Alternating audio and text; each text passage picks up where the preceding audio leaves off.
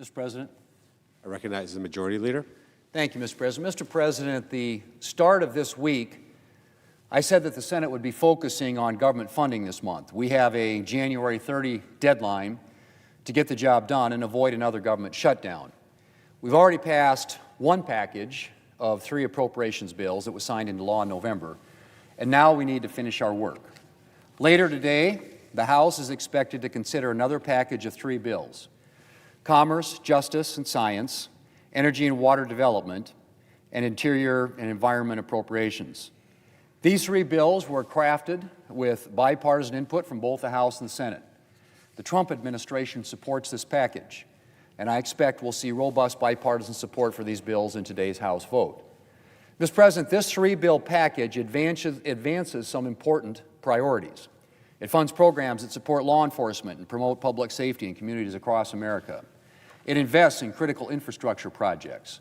And it supports efforts to unleash American energy to provide a reliable and affordable energy supply to the American people. And, Mr. President, there's one more thing about this package that's significant. It spends less money than a continuing resolution. That's right. This bill spends less taxpayer money than if we passed another CR or continuing resolution to fund these agencies. And that's not an accident. That's what we can accomplish when we make appropriations a priority, when we put in the work, make tough choices, and put it up for a vote. Mr. President, appropriations is one of our core responsibilities, but it hasn't always been treated like the priority that it is. In too many cases in the past, massive omnibus bills were being written behind closed doors. That is not how I want to do things. When I became Majority Leader, I made it clear that I wanted appropriations to get the attention that it deserves. And we've made some solid progress on that front in this Congress. We've considered appropriations bills through regular order and passed 3 Senate appropriations bills before the August work period, something that hadn't been done going back to 2018. We should, Mr. President, be considering bills through regular order, a process that allows all senators an opportunity to make their voice and the voices of their constituents heard. It's not just a better process, it creates a better product, too. Mr. President, when we receive this next package from the House, there's no reason that we can't take it up and pass it quickly here in the Senate. As I said, this bill was written with input from both parties and from both the House and the Senate. It has the backing of the Trump administration. It advances a number of important priorities, and it actually spends less than if we just extended Biden-era spending levels for these same agencies. And once we finish this package, we have more work to do. Appropriations are working to finish the remaining bills for fiscal year 2026.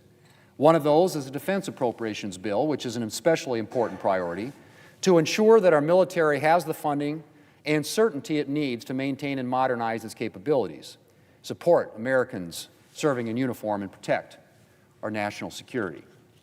Mr. President, we don't have time to waste, and it will require cooperation to ensure that we can keep making progress as the end of the month approaches. Because I want to be clear that January 30 means January 30. We can't afford another extension. And as soon as we finish, work will begin on the next appropriation cycle, starting with the President's budget request for fiscal year 2027. Mr. President, we've done a lot of good work on appropriations this past year, I should say. And I want to thank our colleagues on the Appropriations Committee, and especially Chair Collins, for their hard work throughout the year.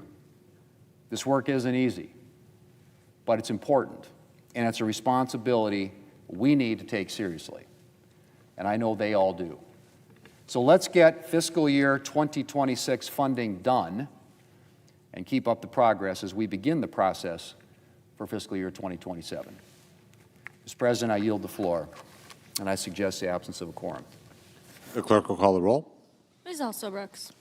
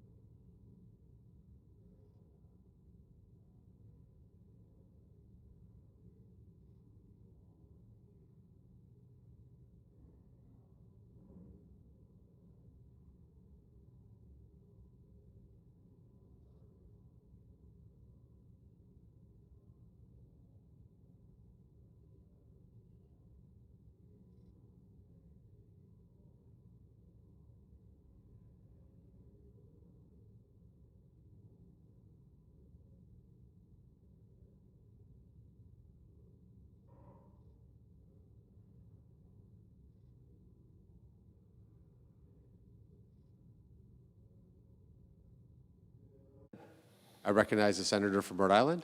Thank you, Mr. President. I would ask for the calling of the quorum to be dispensed with. Without objection. Thank you, Mr. President. Mr. President, for 4 months, my Democratic colleagues and I have come to the floor to warn against President Trump's military operations in South and Central America. We pointed out that his boat strike campaign was strategically incoherent, legally questionable, and ultimately not about narco trafficking at all. We have argued that the administration's shifting legal justifications, refusal to give Congress straight answers, and in particular, the failure of the Department of Defense to provide information to Congress which is required by law. All of these things, together with a massive military buildup, pointed toward something larger than narco trafficking. Indeed, we warned that these actions were always directed at the government and economy of Venezuela. That campaign has now culminated in a military raid on Caracas, the capture of Nicolás Maduro and his wife, and President Trump's extraordinary declaration that the United States will run Venezuela and seize control of its oil reserves. Let me be very clear about something at the outset.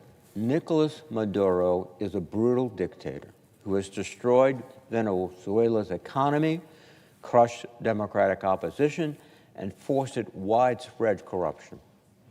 He will not be missed. But this operation was not designed to restore peace in Venezuela or protect America from the ravages of drugs.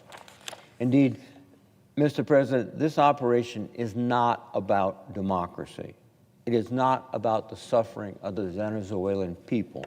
It is not even about narco trafficking, despite the administration's killing more than 100 people in its strikes on alleged drug boats. In the president's own words, this campaign is simply about seizing Venezuela's oil and profiting from it. The people of Venezuela have suffered extraordinary hardship under the Maduro regime. They have voted in multiple elections for new leadership and have been denied their choice through fraud and repression. After everything they have endured, the people of Venezuela deserve to choose what happens next in their country. They do not deserve to have their future dictated by President Trump, Secretary Rubio, or anyone else in Washington. Yet, that is precisely what this administration plans to do. The plan presented by the White House is to simply force the remnants of the Maduro regime to grant the United States exclusive access to Venezuelan oil or face the consequences of a blockade. That's it. That's the plan. Not in the plan, positive change for the people of Venezuela. There is no framework for elections or democratic transition. No serious assessment of the rival political factions inside Venezuela. Factions that have been waiting for precisely this moment to seize power. And I've seen no contingency plan for what happens when China, Russia, Iran, or Cuba, nations with deep economic interests in Venezuela, decide to block or back proxy groups in a country we have just destabilized. Nor have I heard any proposal for the next steps for countering narco trafficking. The administration's goals are aspirational at best, and aspirations are not enough when the stakes involve war and the future of millions of people. Mr. President, one of the first lessons I learned as an Army officer is that hope is not a plan. Over my career, both in uniform and in the Congress, I have seen the United States hope that its military interventions abroad would succeed. I have seen regime changes, nation-building efforts, and elaborate reconstruction schemes launched with confident predictions of success, only to collapse when encountered with the reality on the ground. And the reality is this: when we rely on the United States military as our primary tool of foreign engagement, we generally set ourselves up for failure. We have persistently misunderstood and misjudged the cultures, histories, and politics of the nations in which we have intervened, because we assume military might is enough. We imagine outcomes that align with our military and economic objectives, but are surprised when those outcomes fail. We consistently fail to plan for the day after. Unless the Trump administration gets serious, Venezuela will be no exception. This isn't about our military capabilities. We have the most formidable fighting force the world has ever seen. And I am proud and frankly not surprised that all elements of our military work together to successfully execute such a dangerous and difficult mission in Caracas. The skill, professionalism, and courage are beyond question of these men and women. But military capability is not the same as strategic wisdom. The ability to achieve tactical objectives does not guarantee beneficial long-term outcomes. And executing a successful raid does not constitute a plan for governing a nation of 28 million people. Congress exists to provide oversight and scrutiny of the executive branch, not to cheer from the sidelines. I commend our servicemen for their performance last weekend, but I am deeply concerned by the Trump administration's lack of serious planning for the next phase. That is why this war powers resolution is necessary. The Constitution vests the power to authorize war in Congress, not the president. President Trump has claimed this was just a law enforcement mission, and that's absurd. No matter how he describes it, the president waged war on a foreign nation without authorization, without notification to Congress, and without any explanation to the American people about what this operation will cost or what success will look like. This is a profound constitutional failure, and it must be corrected.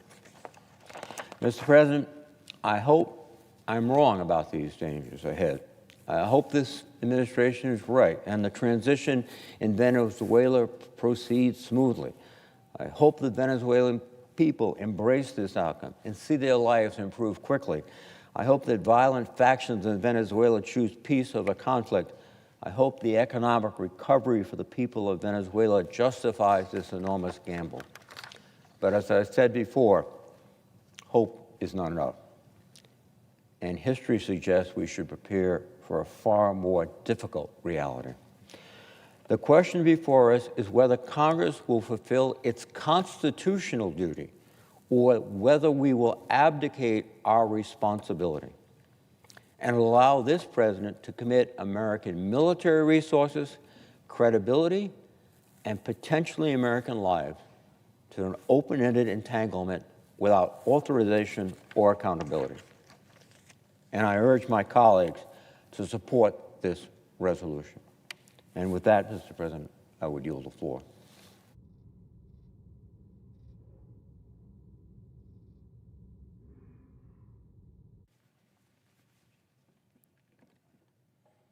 Mr. President. I recognize the senator from California. Mr. President, for months, the Trump administration claimed that its campaign of blowing up boats in the Caribbean was about stopping drugs like deadly fentanyl coming to the United States. Never mind that fentanyl doesn't really come from Venezuela. It comes from precursors made in China and is predominantly smuggled in through Mexico. Never mind that there are well-established, well-practiced operations for interdicting drugs and apprehending alleged drug traffickers, not killing them. Never mind that we don't even have clarity on what was on these boats or who was on these boats and where they were headed. No, even as the U.S. military amassed unprecedented military firepower off the coast of Caracas, that included multiple warships, thousands of troops, and the largest aircraft carrier ever put to sea, the administration still claimed this was about drug boats. You heard the administration say that time and time again to the public and to Congress. Until last weekend, when the objective became clear. This was about Venezuela's oil, and if we could have that, we would leave the drug-running regime in place, albeit with its number 2 corrupt leader instead of its number 1, Nicolás Maduro. The rightful leadership of Venezuela, Maria Corina Machado and her election surrogate Edmundo Gonzalez, the ones who won the last election there, would have no place, no role in the new government, because this was no more about democracy than it was about drugs. It was about oil. Just yesterday, the Secretary of Energy said that the United States intended to maintain significant control over Venezuela's oil industry, including by overseeing the sale of the country's production indefinitely. Indefinitely. And Donald Trump has promised to use the revenue from these oil sales to create a fund that he would control. He's literally meeting with oil executives on Friday to try to divide up the spoils of this military campaign. Now, some of my colleagues may believe that using the U.S. military to depose Nicolás Maduro and seize Venezuela's oil is well worth the risk to our troops and the danger of becoming mired down in that country. I disagree, but if that was the case, let them seek an authorization from Congress to do so. We have so many urgent problems that need addressing here at home. With life barely affordable for millions of Americans and the cost of living rising, with people struggling to cover the rent, with families barely able to afford the cost of groceries, to say nothing of the skyrocketing healthcare costs. But now, instead of putting Americans first, we are stepping into a foreign nation and promising to run it for the foreseeable future. An administration that had promised to end foreign wars has begun a new one. A president who had decried the use of force for regime change or to engage in nation building has just committed our country to both. No doubt Russia and China see opportunity in this American about-face. Russia to indict Ukrainian leaders and to seize them, and China to do the same in Taiwan. We are not only at risk of reestablishing the idea that might makes right and military conquest is acceptable in your sphere of influence, but the very real prospect of destabilizing a world order post-World War II that has made us safer and more prosperous.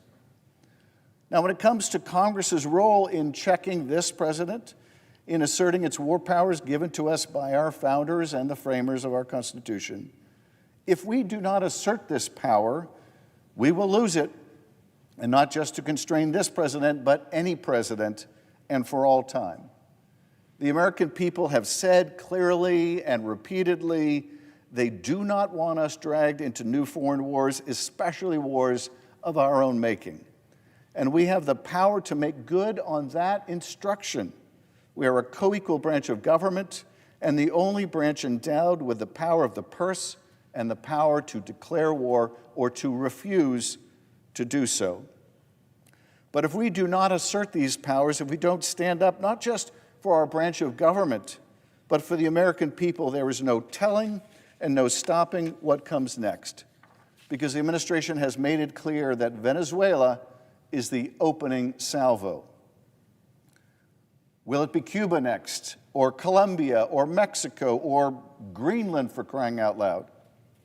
This is the moment where we need to stand up and exercise our powers as part of the government that is closest to the people, to make it clear that no president can commit our military forces absent an attack on our country or imminent threat of invasion without the approval of Congress, and certainly not to help industry chase new profits or revenue in oil or minerals around the globe.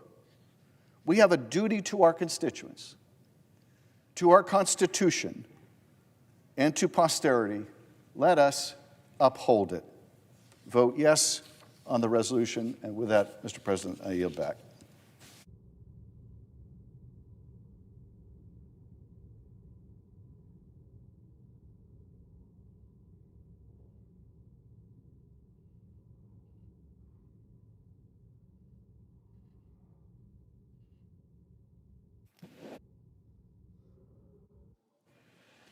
The clerk will call the roll.